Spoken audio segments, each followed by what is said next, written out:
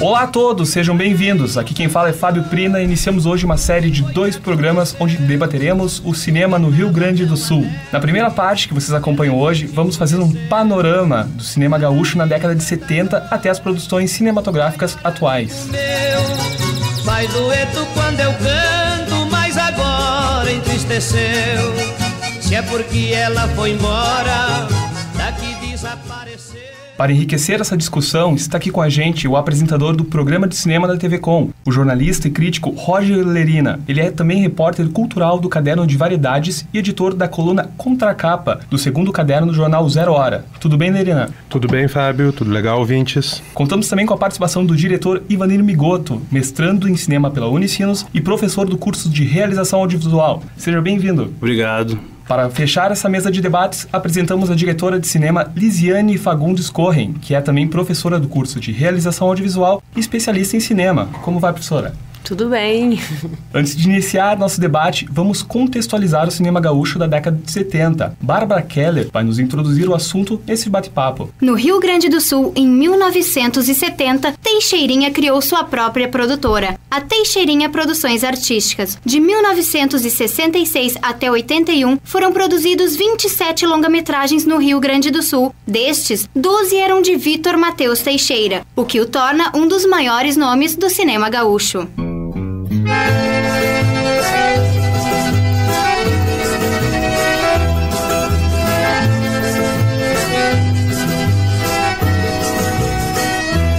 O maior golpe do mundo que eu tive na minha vida foi quando, com 9 anos, perdi minha mãe querida. Com a extinção da produtora de filmes do Teixeirinha, a produção cinematográfica sofre um baque. Enquanto isso, novos profissionais surgem e constroem uma nova escola a partir da produção em Super 8. O filme de 1981, Deu Pra Ti Anos 70, de Giba Cis Brasil e Nelson Nadotti, é um marco dessa nova fase do cinema gaúcho.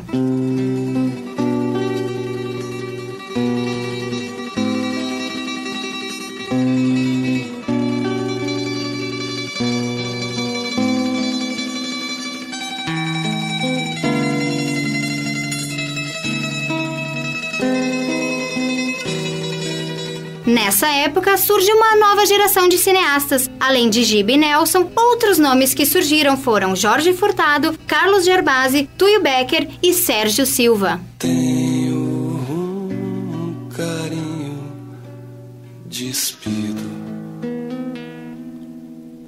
por esse menino travesso.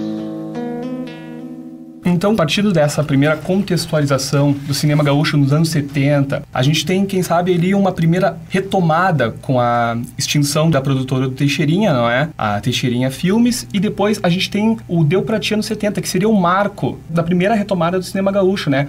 Nos anos 80. Então eu convido os nossos acompanhantes aqui na nossa mesa de cinema para fazerem um primeiro bate-bola e comentar um pouco essa primeira retomada no cinema gaúcho. Então vamos começar com a professora Lisiane, aqui, que está fazendo uma dissertação, não é? Sobre a história do cinema gaúcho. Na realidade, a história do cinema gaúcho, ela tá dentro da minha dissertação, porque eu tô falando sobre a Casa de Cinema, né? Mas essa questão da retomada, ela é interessante porque era um momento complicado mesmo do cinema gaúcho e esse pessoal consegue uma bitola, que é uma bitola caseira, né? Eu comecei com Super 8, fazendo Super 8, eu tinha câmera em casa, eu tinha uma moviola em casa, que era do meu pai, que a gente, quando viajava, na época não tinha vídeo, se filmava em Super 8, né? Se registrava as viagens assim. Então, assim, se conseguiu, então, uma forma de fazer cinema e barato, né? Viável. Que 16 e 35 milímetros sempre foram muito mais caros e bem mais complicados de fazer. São bitolas mais profissionais, principalmente 35 milímetros. E então foi interessante, realmente esse pessoal surgiu e era legal porque eles saíam com os seus projetores a mostrar, inclusive pelo interior do estado, e foi criando público também para isso. O pessoal ia assistir na URGS, onde tinha algumas sessões desses filmes. Então foi um período bastante interessante e realmente lançou esse pessoal que era realmente uma gurizada. E eles falavam deles mesmos, né? Da própria geração. né? Então se tinha muito uma ideia, assim, de que, essa geração é uma geração alienada, uma geração que, né, não entende nada de política e tal. E eles não estavam interessados mesmo nisso e ao mesmo tempo queriam desmistificar também, tirar essa ideia. Não. O que a gente está preocupado é com isso, com a nossa geração, com o que vai acontecer daqui para frente. A gente gosta de estar com os amigos, a gente gosta de conversar, é mais ou menos por aí. E eles começaram a falar deles. Isso também foi novidade. Porque a gente vinha de um histórico de filme de bombacha, né? E de repente a gente começa a urbanizar o cinema gaúcho. Né? Eu vou passar então a voz aqui para o Ivanir, né? Diretor também, que está fazendo bastante trabalho aqui, inclusive trabalhos para a TV, que tem agora uma repercussão muito grande, para ver um pouquinho como é essa visão aí do cinema oitentista ali, dessa primeira quebra que a gente tem saindo do cinema de bombacha, como a professora falou antes, indo para o cinema de mesa, de bate-papo. Bom, eu particularmente gosto muito dessa fase. Coincidentemente, a minha dissertação também envolve a Casa de Cinema.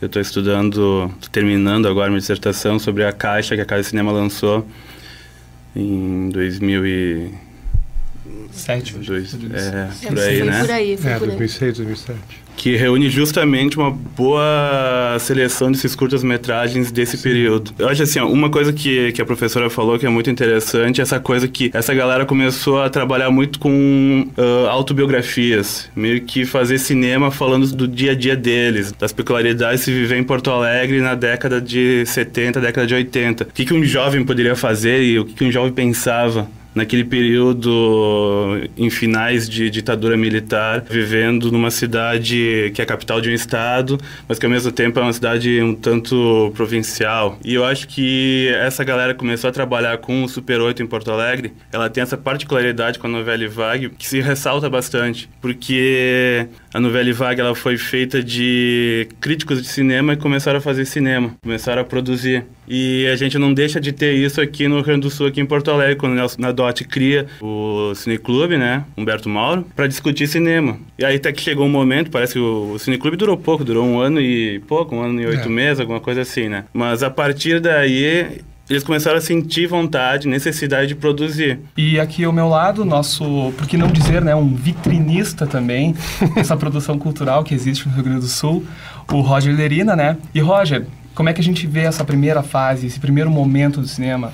Eu concordo com os colegas, é realmente um marco e é muito vivaz essa produção. Eu só queria lembrar que apesar das rupturas que esse grupo, que depois, né, do final dos anos 70, começo dos 80, cuja boa parte acabou depois se aglutinando numa produtora, que é a Casa de Cinema de Porto Alegre, outros não, traçaram outros caminhos ou ficaram um pouco na Casa de Cinema, depois foram seguir sua própria história. Bem, esse grupo de jovens ambicionando serem diretores, né, com pretensões autorais, eles, apesar de terem uma linguagem própria e, como Elisiane falou, falarem de si próprios, né, da sua geração, eles de alguma forma herdam e tentam fazer uma articulação entre essas duas linguagens do cinema gaúcho, o cinema de bombacha e o cinema mais de corte urbano. No cinema, o que eu vejo que esse grupo herdou, tentou de alguma forma, aprendeu com o pessoal do cinema de bombacha, é essa vontade de falar com as pessoas mesmo, de se comunicar, de fazer filme, não necessariamente popular ou populesco, não era isso. O objetivo nunca foi deles, mas que fosse um filme que tivesse comunicação mesmo, tivesse diálogo, não fosse um filme tanto de ensaio. Mas, ao mesmo tempo, eles herdam um pioneirismo, uma coragem de um outro grupo que era absolutamente marginalizado ou com pouca visibilidade na produção gaúcha, que vinha desde o final dos anos 60 até meados dos 70, que eram alguns cineastas, alguns diretores que faziam um trabalho bastante esporádico e sem uma, digamos, uma escola articulada, como o Sérgio Silva, o Odilon Lopes, o Antônio Carlos Textor, o Tuyo Becker, eventualmente. São diretores um pouco bissextos, mas que trabalhavam com Super 8, com 16mm, com 35mm, muito influenciados pelas linguagens mais de vanguarda, como a própria Novelle Vague e o cinema novo brasileiro, e que tinham os problemas que esse tipo de linguagem vanguardista tem. Pouca comunicação com o público. E eu acho, então, que vem essa turma do Nadotti, do Giba, do Zé Pedro Goulart, Jorge Furtado, e junta essas duas coisas, uma vontade de falar com o público, mas também não querendo ser algo convencional, tentando inovar, tentando mostrar algo de novo, algo com frescor. E eu acho que eles foram muito bem sucedidos nesse começo. Então,